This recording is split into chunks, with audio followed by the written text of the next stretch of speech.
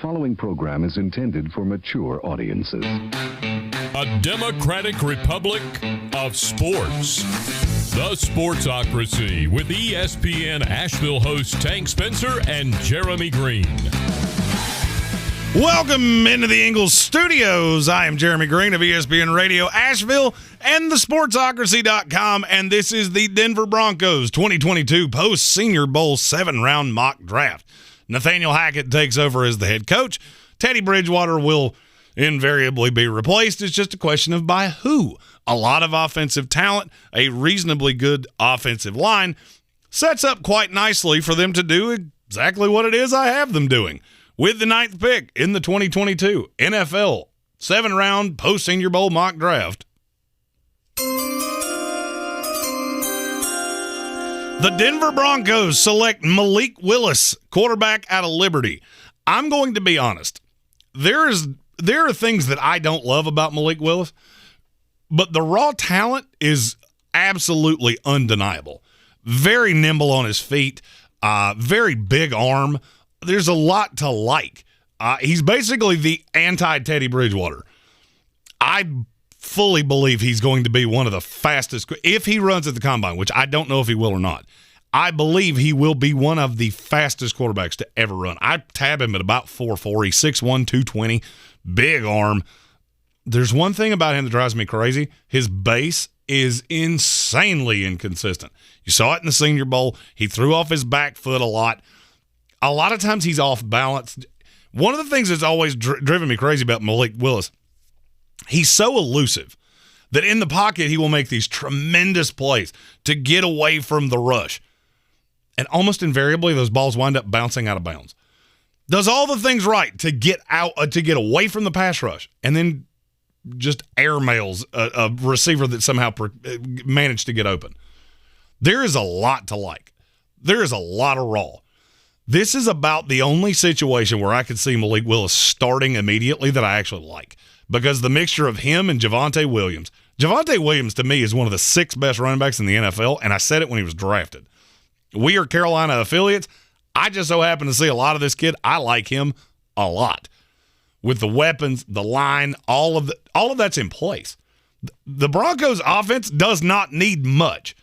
They need a quarterback. Malik Willis can be that quarterback. There will be some growing pains, and that kind of lends to why I do the rest of what I do in this mock draft. With their 2nd-round selection, number 40 overall, the Broncos select DeMarvin Leal, defensive tackle from Texas A&M. Anytime I do mock drafts like this, invariably somebody falls, and I can't figure out why. I've been seeing this across the industry that he falls. The only thing I can explain is that he plays a position that is not overly valuable. I see him best as a 3-4 defensive end. Kind of reminds me of Leonard Williams. When he came out and my Jets selected him, I never doubted the talent. I doubted how valuable that was to a team.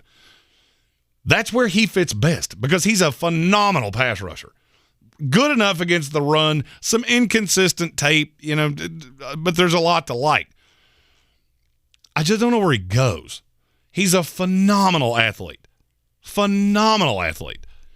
I'm just not sure that he's not going to fall sheerly out of, where the hell am I going to play him? I mean, he could play in a 4-3. I do believe he can be a defensive tackle in that.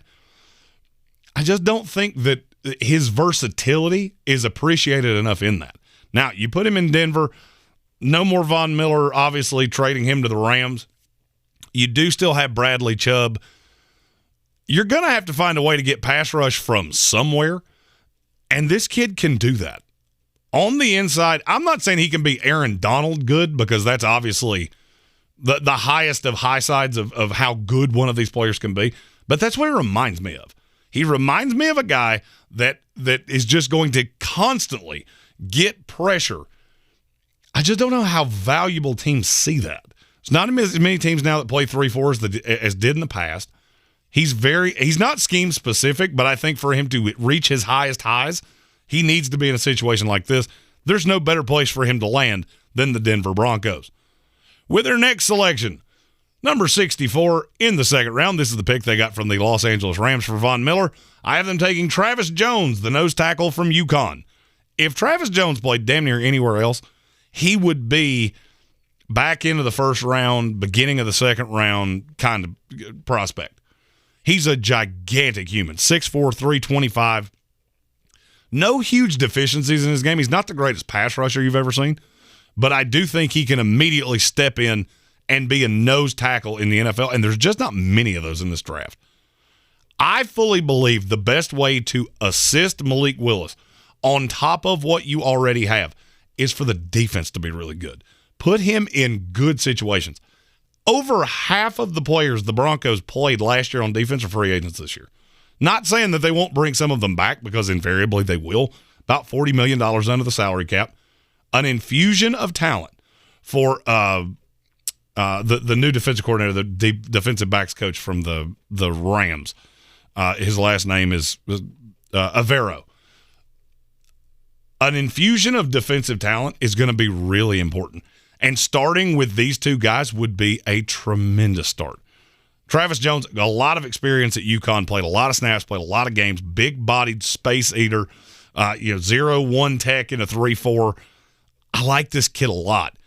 Don't know how much he's ever going to provide as a pass rusher, but I don't need him to. If I've got DeMarvin Leal beside him and Bradley Chubb behind him, I just need you to be a big space eater, and that's exactly what he does.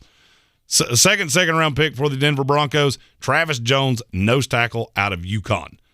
With their next selection, which comes in at number 75 in the third round, D'Angelo Malone, the edge from Western Kentucky.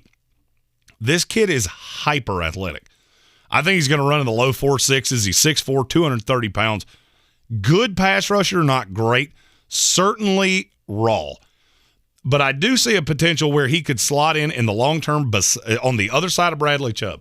And all of the other things you've added here. I'm not saying this is going to be great off the jump. Malik Willis is going to have there will be some bumps in the road, and it's going to take a minute. And I got news for you. There is nothing you can do to be better than the Kansas City Chiefs. There is nothing you can do in one offseason to be better than the Los Angeles Chargers, and you're going to be damn close to the Raiders. Just depends on which side Josh McDaniels takes them. So you can be patient. A lot of people, I'm sure, will say, oh, you drafted all these defensive players after you took a raw quarterback. Yeah, because your offense is damn near already set. You've got great receivers, a great running back, a good line. Build out the defense. The defense has to put him in good situations for him to be as good as he can be. Now, with D'Angelo Malone, going to be a little bit of a project. There's just not many there's not many athletes that are this athletic that don't already have bad habits, and he really doesn't. Played over 3,000 snaps in college, 51 college games. And I saw a lot of good. Level of competition is obviously a thing. To me, he fits best as a stand-up 3-4 outside linebacker, which is exactly what he can do here. You're going to have to be patient with him. He will be situational to start with. Not that he would get just destroyed in the run game, but he needs to round into form there as well. With their third-round pick, number 75 overall, D'Angelo Malone, edge rusher, Western Kentucky. If you agree with these picks, if you don't agree with them, if there's a player you would like to know what I think about them and how they would fit with the Denver Broncos, feel free to comment those in the comments of those videos. I go through and answer those every single day. No matter what the question is, feel free to ask it, and I will answer it as quickly and as well as I can. With their next selection, which comes in at number 96, back into the third round, Jalen Armour Davis from Alabama. I'm going to say the same thing I said about his secondary mate, Josh Jobe, who went to the Kansas City Chiefs in this exercise. I don't know how much better Jalen Armour Davis will get, but I think he can be a productive third corner right now and could round into being a starting outside corner. With where Denver is right now, Kyle Fuller's a free agent. You're going to probably lose Kareem Jackson. You need somebody to come in and play right away. This kid can play right away. Now, do I want him to be my one? No.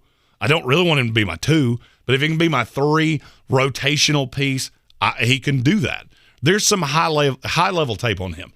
He can be a little grabby, but he can play press man right now. He's not as hyper-athletic as you want him to be, and he needs to trust his instincts more.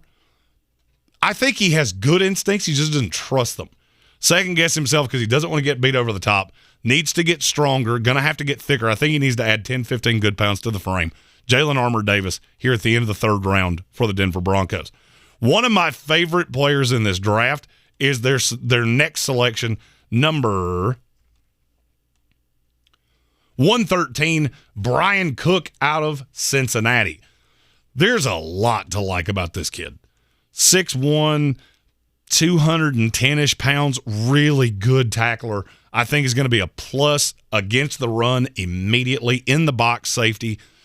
Not somebody I necessarily want to see lined up on tight ends all that often, because I'm not sure how well that's going to go, but as an in-the-box thumper safety, tough kid, really good instincts, smooth, virtually everything. There's very little to not like about him. The only thing that would potentially bother me, he could get washed out with pulling guards against the run in the NFL.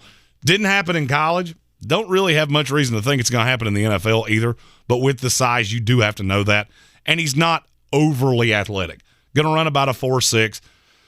I don't want him to play deep anyway. I want him to play in the box, be an aggressive, hard-nosed kind of player, and that's what I think Denver gets with Brian Cook at number 113. At 144 in the fifth round, Thayer Munford, offensive lineman from Ohio State. There's a lot to like about this kid in that he can play damn near every position on the line. I just don't know how much better he's going to get. He's a really good run blocker right now. Technique's pretty good, minus his feet. His feet tend to get him in trouble. Doesn't always finish blocks. But the good thing in Denver is that he can play damn near any position on the line. There is a possibility he could be a tackle in the NFL. I see him better as a guard. Height, weight, speed, 6'6", 320. It's impressive, but he's not overly athletic, very heavy-footed. He strikes me as a guy that could play guard in this Denver offense in time and be a good lead for Javonte Williams. Will he ever be an elite pass blocker? I doubt it. There might be some more to get out of him. He's built very, very well, and there's a lot to like, but it's a pick for a year down the line, 2 years down the line.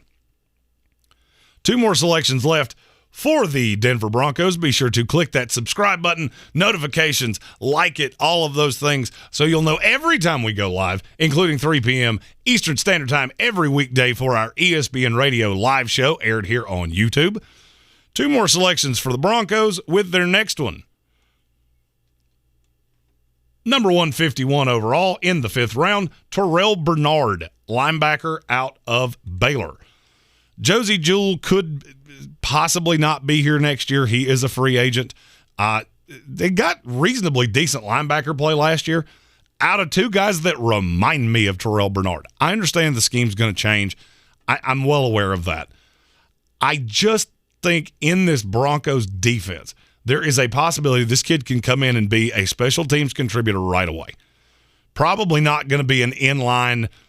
It probably won't give you much on the defensive side of the ball to start with, but if you can develop him, there's a lot of raw to like with him. He needs to get bigger. He's only 220 pounds. In the NFL 5 years ago, he would have been a safety, and he would have been a damn slow safety.